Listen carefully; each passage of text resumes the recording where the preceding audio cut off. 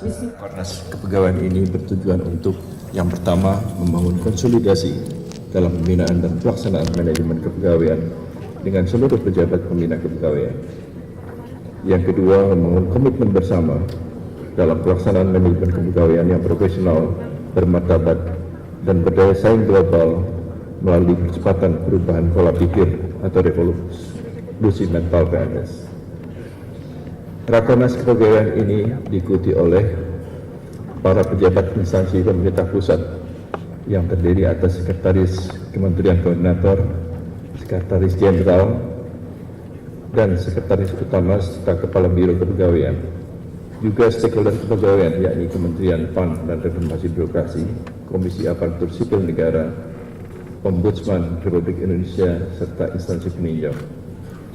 Dalam Rakornas kepegawaian kali ini juga dihadiri oleh para penerima penghargaan baik dari BKN maupun dari Kementerian PAN RI untuk inovasi pelayanan. Sebagaimana tadi telah ditayangkan, walaupun sedikit samar-samar terdengar, ada tiga kategori penerima penghargaan di BKN Award 2016 ini, yaitu satu kategori pengelola kepegawaian terbaik tingkat kementerian atau lembaga. Ada 3 pemenang, terbaik 3, terbaik 1, dan maksud kami terbaik 2 dan terbaik 1. Selanjutnya adalah kategori pengelola kepegawaian terbaik tingkat provinsi. Ada terbaik 3, terbaik 2, dan terbaik 1. Selanjutnya adalah kategori pengelola kepegawaian terbaik tingkat kabupaten atau kota.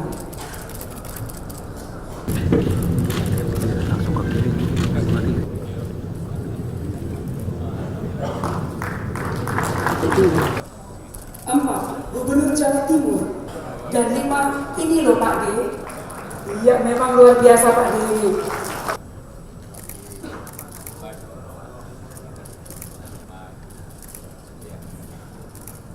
Selanjutnya Bupati Tulung Agung.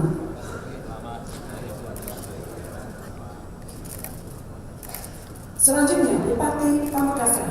12 Bupati Hulu Sungai Selatan. Selanjutnya Bupati Kutai Kartanegara. Ke-14 Bupati Tangerang. Selanjutnya Wali Kota Balikpapan. Ke-16 Wali Kota Makassar. 17 Wali Kota Bandung. Dan yang terakhir 19 Direktur Utama PT Pelabuhan Indonesia 3 Persero. Pula saya ingin menyampaikan sekali lagi ucapan selamat kepada dan penghargaan kepada instansi, lembaga, provinsi dan juga bupati, wali kota yang telah mendapat penghargaan atas inovasi dan kerja yang baik selama ini. Semoga inovasi dan prestasi itu dapat menjadi contoh kepada lembaga dan kementerian yang lain serta daerah-daerah, sehingga menjadi suatu program-program nasional yang sangat bermanfaat untuk masyarakat. Saudara sekalian, kalau kita berbicara tentang kepegawaian nasional, dalam bahasa Inggrisnya kita kenal semua sebagai public servant, artinya pelayan masyarakat. Tentu suatu pekerjaan yang mulia, yang baik, melayani masyarakat.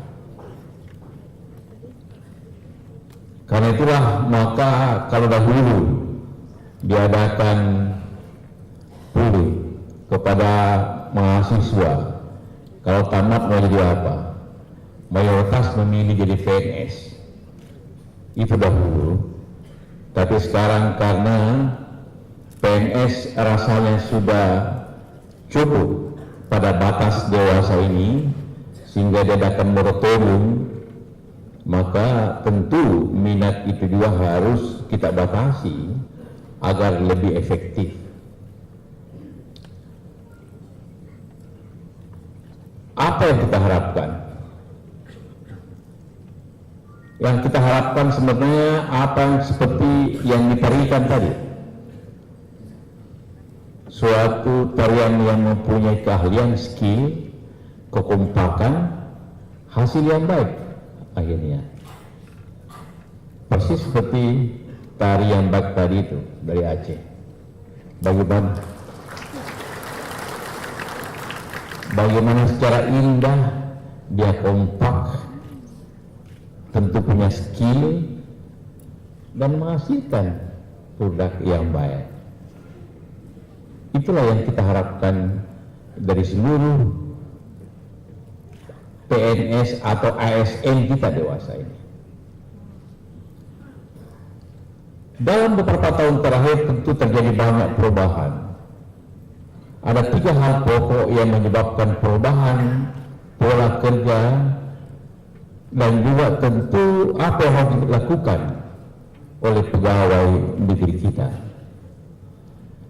Pertama, perubahan yang terjadi karena sistem pemerintahan yang berubah. Kalau sebelumnya sentralistis, sejak tahun 2000-an kita melaksanakan otonomi daerah yang sangat mendalam, sangat mendasar. Akibatnya kalau dulu PNS sampai kabupaten merupakan pegawai pusat karena kanwil kepala dinas semua pegawai pusat, sekarang sebagian besarnya hanya pegawai daerah.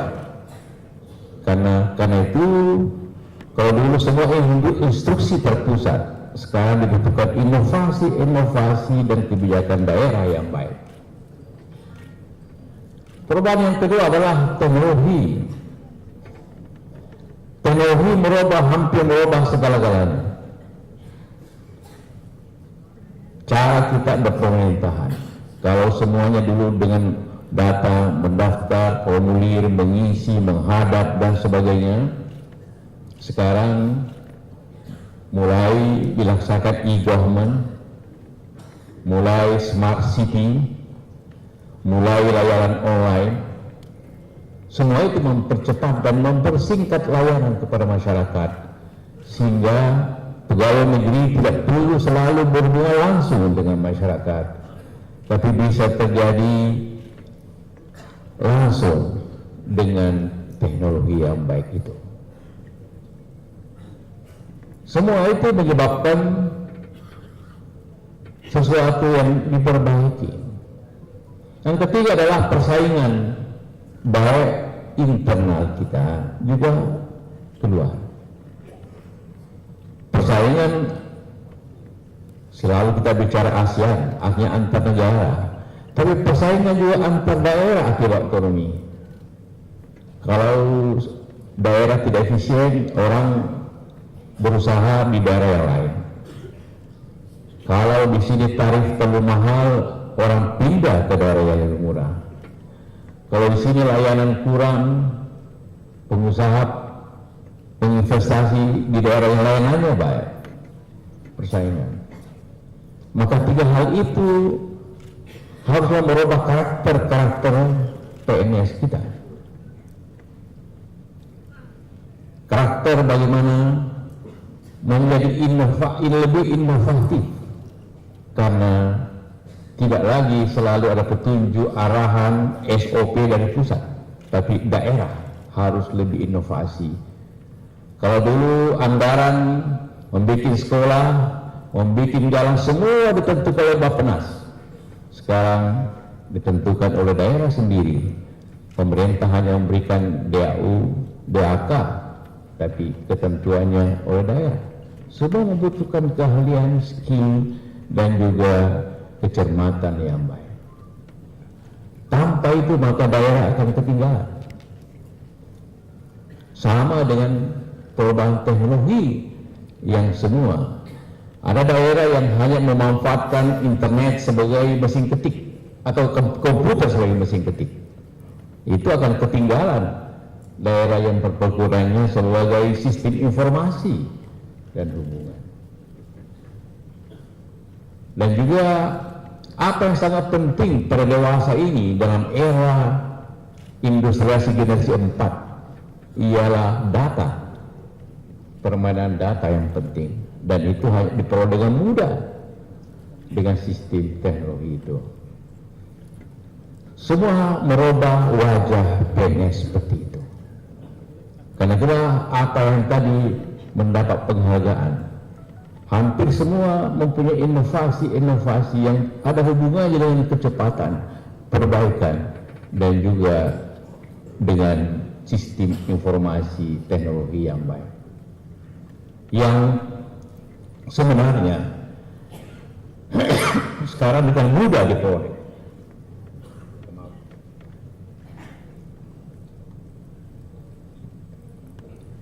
Namun juga kita mempunyai efek-efek sampingan yang kita harus perbaiki.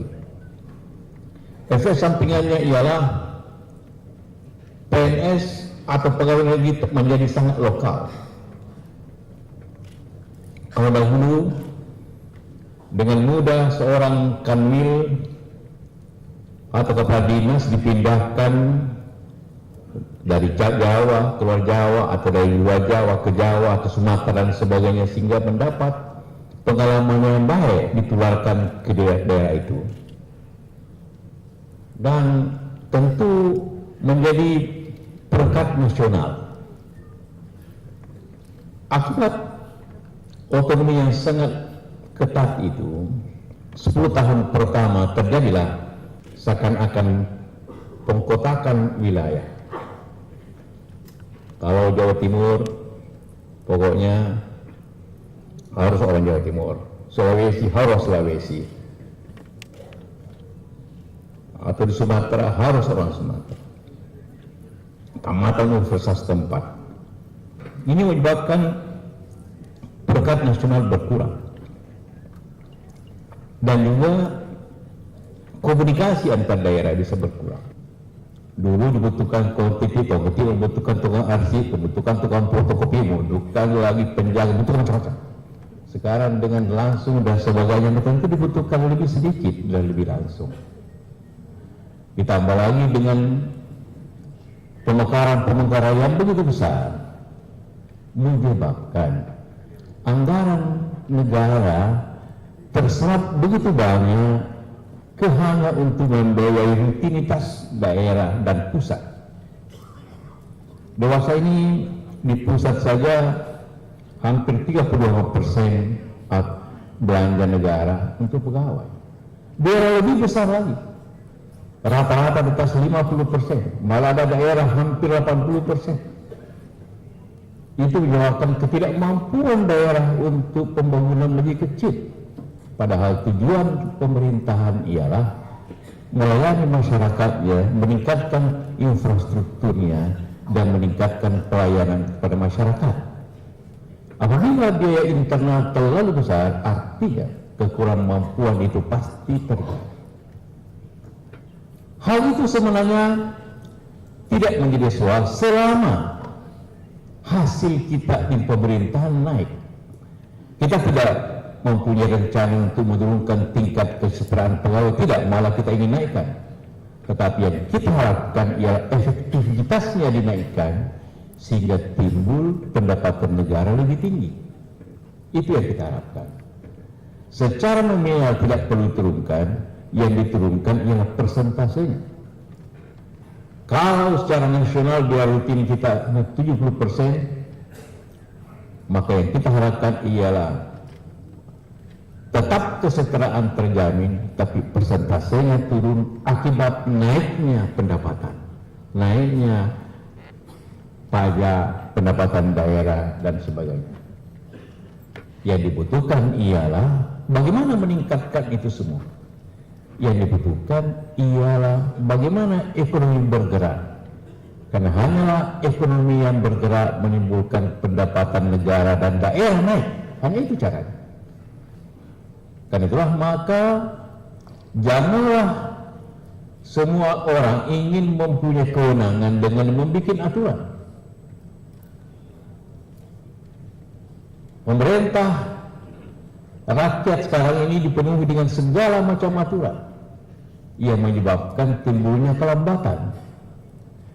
Menimbulkan kelambatan, daya saing menurun. Daya saing menurun dalam situasi persaingan dewasa ini, maka kita bisa kalah daerah-daerah sekitar kita atau antar daerah. Maka pejabat yang baik tentu baru kalau merasa punya kekuasaan, merasa perlu bertanda tangan kepada izin dan sebagainya. Padahal yang dibutuhkan ialah kecepatan layanan, bukan banyaknya izin, bukan banyaknya tanda tangan. Inilah suatu yang kita harapkan di daerah. Suatu efektivitas pemerintahan berdasarkan kerjasama yang baik dan aparat pemerintah yang mempunyai kemampuan yang baik, yang dapat melayani masyarakatnya, ekonomi berkembang, pendapatan berkembang, orang bekerja, sehingga kembali kesejahteraan masyarakat dan sekaligus kesejahteraan ASN dapat kita perbaiki. Hanya itu cara menggerakkan bangsa ini ke arah yang baik itu. Banyak peluang, banyak aparat pemerintah kita bermasalah secara hukum. Selalu tentu, karena bagaimana pegawai kita rendah gajinya, terpaksa iya. Kenapa rendah gajinya?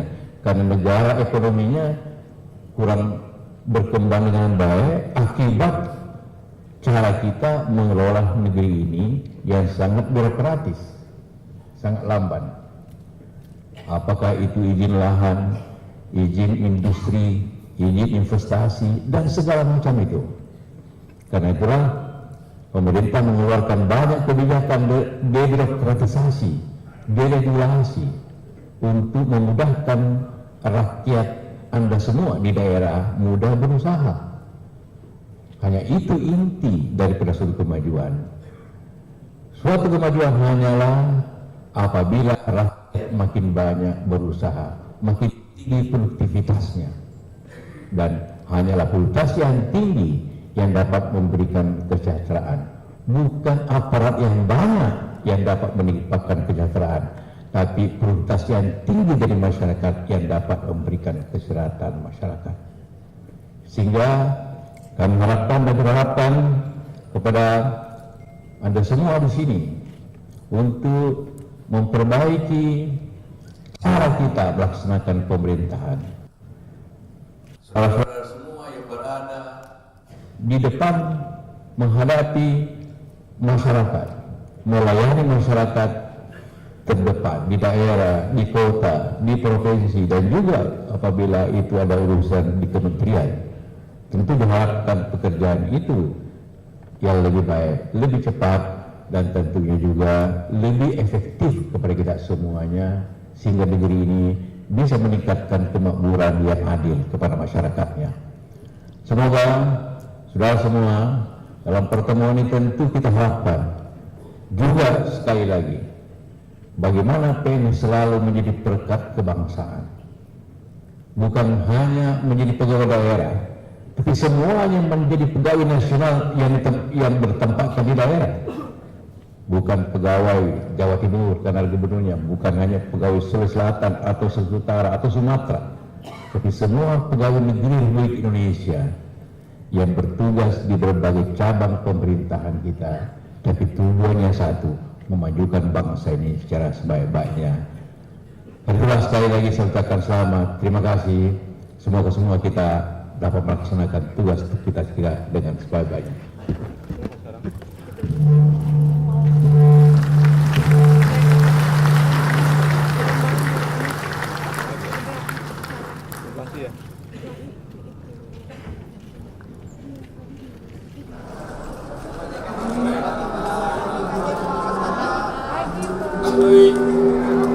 PJK ini wacana akan membuka keran impor daging sapi terutama, itu apakah sudah ada realisasi?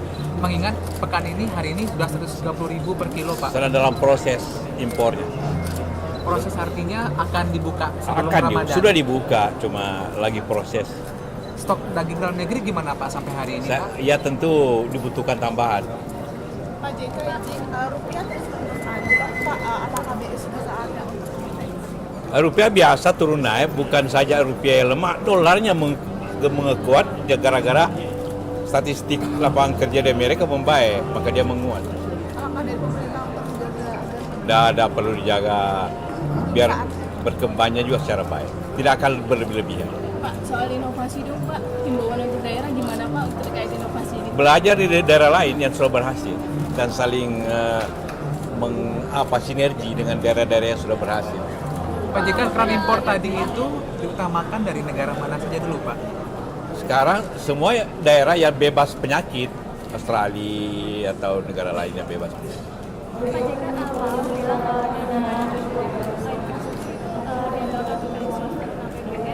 untuk PNS saja itu gimana Pak? Apa?